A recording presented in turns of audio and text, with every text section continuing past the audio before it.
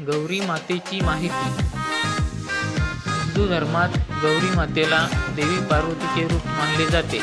ती शक्ती, सौंदर्य, करुणा आणि सौभाग्याचे प्रतीक आहे. विशेषतः महाराष्ट्र, कर्नाटक आणि दक्षिण भारतात गौरी पूजेला खूप महत्त्व आहे.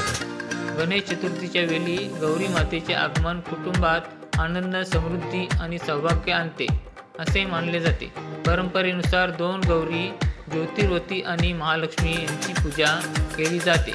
हा उत्सव 3 दिवस चालतो, ज्यामध्ये गौरीचे स्वागत, पूजा आणि विसर्जन केले जाते. गौरी मातेला घरात आणल्याने वातावरण शुद्ध आणि आनंदी होते.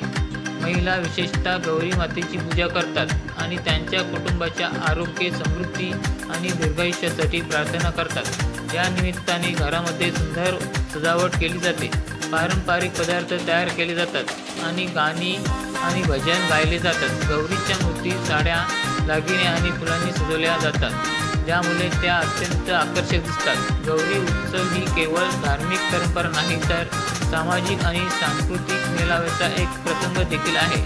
यामध्ये कुटुंब, नातेवाईक आणि मित्र एकत्र येऊन पूजा आणि उत्सवाचा आनंद घेतात. अशा प्रकारे गौरी मातेची पूजा जीवनात आनंद, शांती आणि समृद्धीचा संदेश देते. जय गौरी माता.